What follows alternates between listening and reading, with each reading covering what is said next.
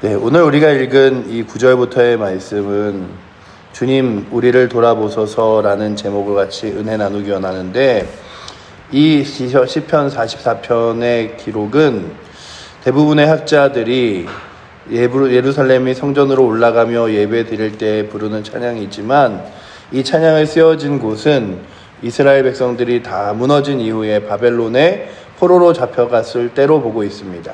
그러며 과거를 회상할 때 하나님, 우리가 이 가나안 땅에 들어와 살게 된 것도 우리의 힘과 능력이 아니라 하나님의 손길이었고, 우리의 힘이 세고 약함이 아니라 하나님의 힘과 능력으로 인하여 이 땅에 있었으며, 이 땅에서 누리는 모든 것들도 하나님의 은혜 안에 있었습니다. 그러나 또한 하나님이 우리를 치시니 우리가 세상 가운데서 넘어지고 또한 다른 이들과 민족들 앞에서 무너져 내립니다 라는 고백들을 합니다. 오늘 말씀을 보면서 정말로 잘 살 때 잘하고, 그리고 감사할 때 감사해야 되는 것이 얼마나 중요한가를 생각해 봤습니다. 가나안 땅에 들어간 이스라엘 백성들, 그 이스라엘 백성들은 그 가나안 땅 안에서 하나님이 주신 은혜와 그리고 또한 그 땅의 손길을 누리며 살아가는 것이 아니라, 잘 보시면 중동에 그럴 만한 지역이 많지 않아요. 저 이집트에 있는 나일강, 그리고 그 위로 올라가면 이스라엘은 지중해와 맞닿아 있고, 또한 갈릴리 바다와 그리고 요단강이 흐르며 그 위에 헬몬산에서부터 끊임없이 물이 흘러서 늘 물줄기가 끊이지 않는 땅 중에 하나입니다. 그러니 그 안쪽에 있는 아주 사막과 같이 정말로 황량한 땅들을 바라보다가 그 땅을 보면 너무나 비옥하고 풍성한 땅인 거죠. 지금도 이스라엘은 전 세계에서 과일이나 이런 것들이 굉장히 달고 그리고 상품 가치가 높은 나라로 유명합니다. 왜냐하면 물을 주면 그 물을 먹는 것 외에 나머지는 비가 내리지 않기 때문에 수분 공급을 정확하게 해줄 수 있기 때문에 그래요. 그래서 이스라엘 땅은 정말로 하나님께서 말씀하시듯이 가데스 바냐에서 이스라엘 백성들이 막 포도를 막 따갖고 들고 와서, 저 땅이 이렇게 풍성하고 그리고 하나님의 은혜로 풍부한 땅이지만 그곳에 거인 족속이 살아 우리는 가지 못한다라고 할 정도로 비옥하고 좋은 땅이었습니다. 근데 그 땅을 하나님께서 이스라엘 백성들에게 허락하여 주시죠.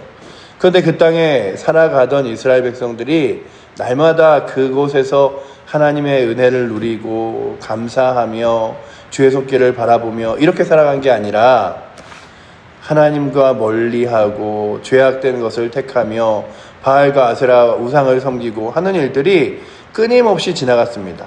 무너져 내리면 또다시 하나님 앞에 기도해서 우리 어떡합니까? 도와주시옵소서. 그러면 다시 사사를 세워서 세워진 사사가 다시 이스라엘 백성들과 민족들을 위하여 싸우고 나라를 회복하면, 또 조금 있다가 다시 무너져 내려서 하나님을 잊어버리고, 또다시 사사가 세워져서 이스라엘 백성들을 보호하고 지키면 또다시 무너져서 죄악 가운데 서고, 이런 패턴으로 사사기가 흘러갑니다. 심지어는 이스라엘 백성들의 땅에 들어가면 다른 나머지 땅들은 왕이 있을 텐데 너희는 왕을 구하지 말라. 왕을 구하여 너희가 그 왕을 따라 가다가 죄악된 길로 갈까 함이라 라고 이야기하면서 왕을 섬기고 또한 왕 앞에 나아가는 것이 너희들에게 굉장히 좋은 일이 아니라 힘겨운 일이 될 것을 예언하지만, 결국 사사기 마지막에 우리에게도 왕을 주소서 라고 하나님 앞에 구하죠. 그리고 하나님께서는 이스라엘 백성들에게 왕을 허락하십니다. 사울 왕이 이스라엘 백성들의 첫 번째 왕이 되어서 정말로 하나님의 거룩한 은혜 가운데 세워진 것 같으나 결국에는 하나님 말씀 가운데 떠나가고, 그리고 다윗이 그 뒤를 이어 하나님 거룩한 말씀으로 왕이 되고, 솔로몬까지 하나님의 성전을 짓는데 잘 이어지지만 솔로몬의 인생에서도 그의 전반기에는 하나님, 저는 지혜가 없기 때문에 이 모든 이스라엘 백성들을 섬기기에 부족합니다.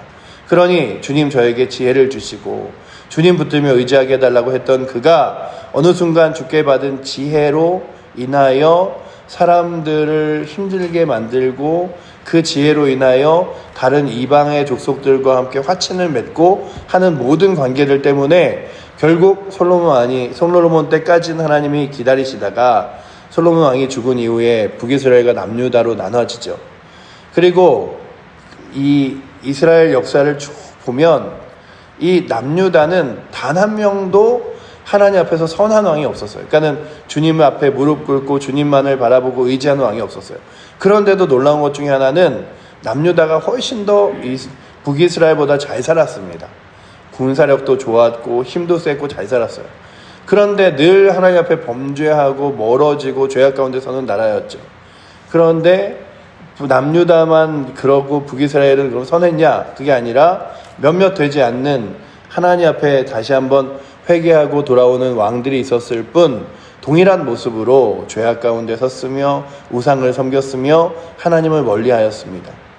그러다가 그들이 이제 가나안 땅에서 다 쫓겨나서 바벨론의 포로로 잡혀가서 바벨론 강가에서 노래를 부르는 게 하나님, 우리가 그때에 하나님께서 가나안 땅 주셨을 때, 은혜 주셨을 때에 그때 날마다 하나님의 은혜를 누리며 감사하며 살아가야 하는데 그러지 못하였음을 하나님 돌아보며 지금도 마음 아픕니다. 이런 고백들을 늘 하는 거예요. 하나님, 우리가 언제 우리의 고향으로 돌아갈 수 있겠습니까? 주님, 우리가 언제 한번 주의 은혜를 다시금 바라보겠습니까? 우리는 포로와 같아서 정말로 하나님 앞에서 너무나 멀리 떨어져 있고 죄악 가운데 선 저희들의 모습은 늘 사람들에게 비웃음거리입니다.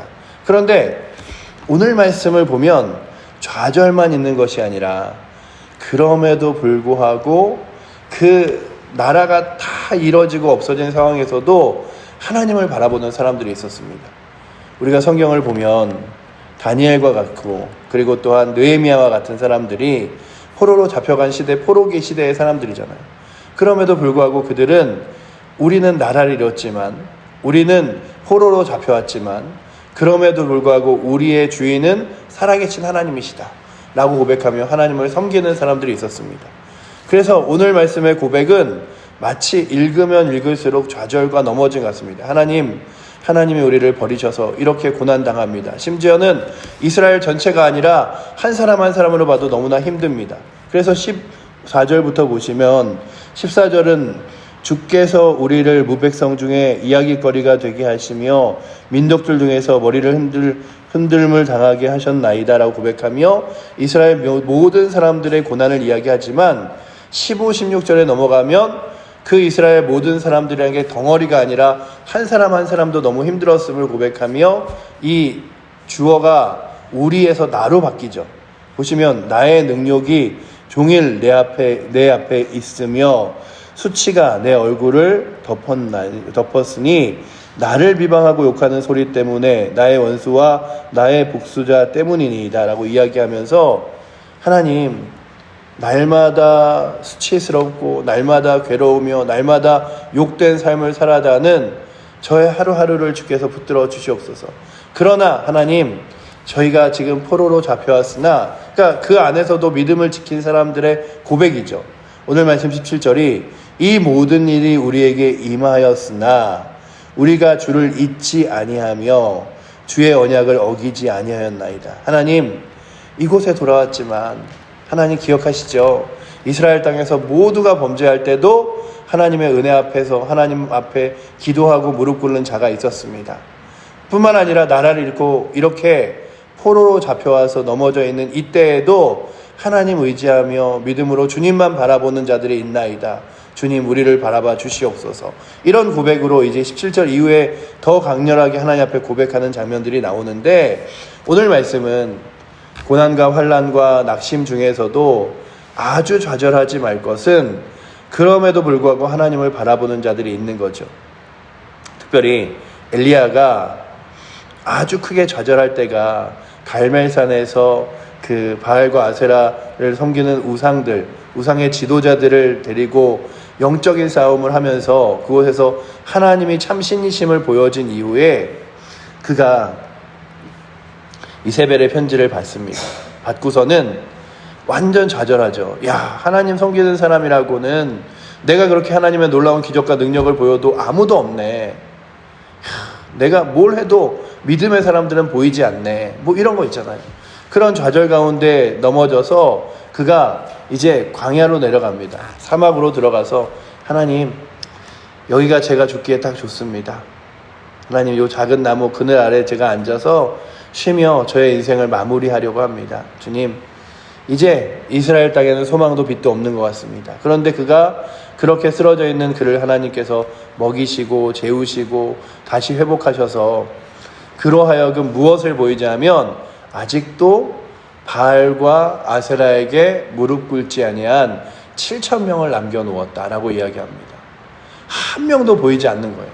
정말 단 한 명도 하나님 앞에 온전히 선 사람들을 보지 못하는 정말로 엘리야가 그 하나님의 말씀 가운데 무엇을 보냐 하면 나 혼자가 아니었구나. 나 혼자가 아니었구나.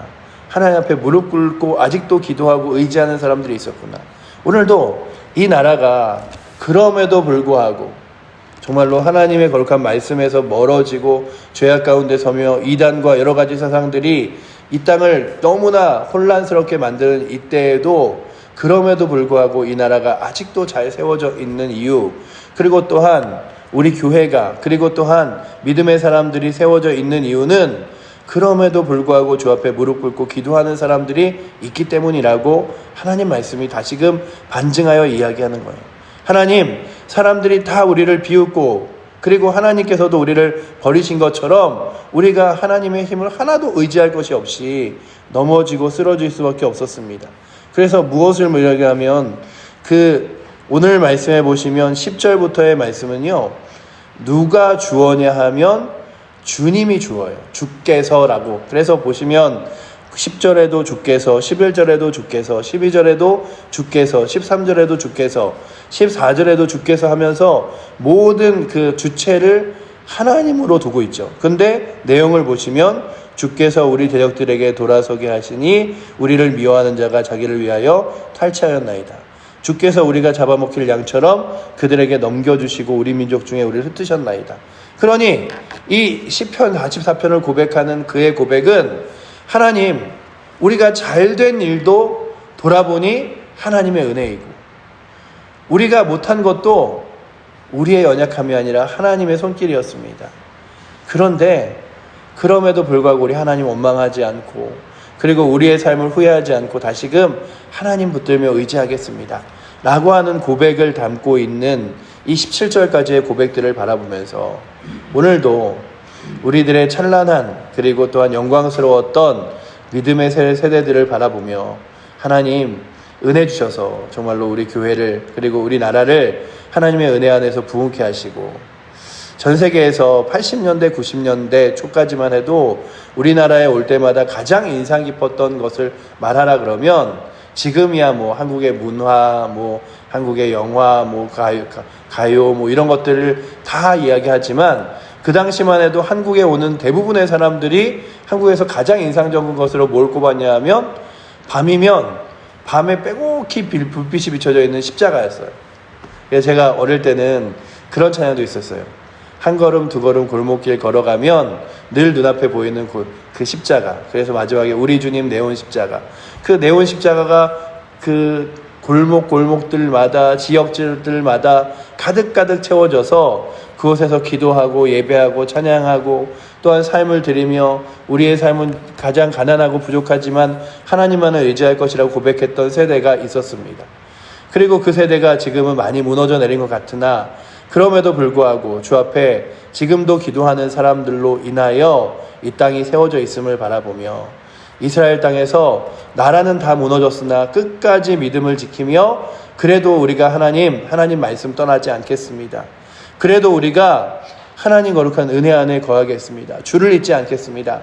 라고 결연하며 주를 붙들었던 믿음의 사람들처럼 오늘도 우리들이 시대가 어떻고 세상이 어떻든 간에 주님 붙들며 나아가겠습니다. 주님만 의지하며 신뢰하며 나아가겠습니다. 고백하며 나아갈 수 있는 은혜가 오늘도 이 새벽에 나오신 여러분들과 우리 사랑하는 칠보제일교회 성도들에게 넘치기를 축원합니다. 그래서 세상이 이렇지 않습니까? 상황이 이렇지 않습니까? 환경이 이렇지 않습니까가 아니라 주님은 여전히 주님이시며 우리의 모든 연약함도 부족함도 하나님 손 안에 나오고 우리의 모든 능력과 하나님 은혜 안에 나오기에 오늘도 잘 될 때도 하나님 찬양하고 연약할 때도 주님 의지하며 하나님 버리지 않고 떠나지 않고 나아가겠습니다 라고 고백하는 이 믿음의 사람들처럼. 그리고 성경의 인물들이 그랬잖아요. 환난 중에서도 주를 바라보며 우리가 늘 요즘에 수요예배 때 보는 이 디모데 전서에서도 바울이 디모데 교회 사람들에게 너희가 예수를 믿을 텐데 예수 믿으면 좋은 일만 있는 게 아니라 환난과 핍박도 너희에게 있을 거야. 그럼에도 불구하고 포기하지 않고 주 예수 그리스도 바라보고 하나님 바라보고 믿음으로 걸어가자 이야기했던 것처럼 오늘 우리의 상황들이 어떻든 간에 주님만을 믿음으로 바라보고 또한 이 땅과 이 나라를 위하여 기도하며 믿음의 세대가 다시 세워지도록 주님을 바라보도록 구하여 주님을 온전히 바라보고 의지하는 믿음의 거룩한 길들을 결코 포기하지 않고 걸어가는 은혜가 오늘도 저희들에게 넘치기를 축원합니다. 기도하겠습니다. 사랑의 하나님, 모든 것이 주의 손안에 달렸습니다. 모든 것이 주의 은혜 안에 있습니다. 아버지 하나님, 잘 될 때만 하나님을 구하고 힘들고 어려울 때 주를 떠나는 것이 아니라 모든 상황이 하나님의 손안에 있기에 아버지 하나님, 주의 말씀을 붙들고 주를 잊지 아니하며 주의 말씀을 어기지 않고 주의 뜻을 따라 살아갈 수 있는 은혜가 우리 가운데 있기를 원합니다. 아버지 하나님, 우리의 유일한 구원자 되신 예수 그리스도만을 바라보게 하시고 아버지, 우리의 유일한 소망이신 그 하나님과 거룩한 영광만을 붙들며 나아가게 하셔서 아버지 하나님, 가장 힘겹고 어려울 때 하나님께서 아직도 바알에게 무릎 꿇지 않은 7천을 남겨놨다 말씀하신 것처럼 아버지 하나님, 이 땅 가운데 지금도 눈물로 하나님을 의지하고 기도하는 세대가 있음을 바라보며 아버지 하나님, 저희도 주 앞에 날마다 믿음으로 주님 붙들며 의지하며 주님만을 사모하며 나아갈 수 있도록 이끌어 주시고 주께서 우리 나라에 그리고 우리의 삶에 그리고 또한 이 모든 민족들의 오직 유일한 소망이심을 바라보며 나아갈 수 있도록 이끌어 주셔서 아버지 하나님, 환경과 상황과 상관없이 오늘도 주님 바라보며 나아갈 수 있도록 이끌어 주시고 주의 은혜만을 간절히 구하며 나아갈 수 있도록 저희를 붙들어 주시옵소서. 아버지 하나님, 오늘도 다시금 새벽에 나옵니다. 기도할 기도의 제목들을 들고 나올 때에 주께서 귀하게 하나님의 손길로 응답하실 줄 믿사오니 역사하여 주시옵소서. 우리를 사랑하시는 살아계신 예수 그리스도 이름으로 기도드립니다. 아멘. 하늘에 계신 우리 아버지여, 이름이 거룩히 여김을 받으시오며 나라의 마옵시며 뜻이 하늘에서 이룬 것 같이 땅에서도 이루어지리이다. 오늘날 우리에게 일용할 양식을 주옵시고 우리가 우리에게 죄 지은 자를 사하여 준 것 같이 우리의 죄를 사하여 주옵시고 우리를 시험에 들게 하지 마옵시고 다만 악에서 구하옵소서. 대개 나라와 권세와 영광이 아버지께 영원히 있사옵나이다. 아멘.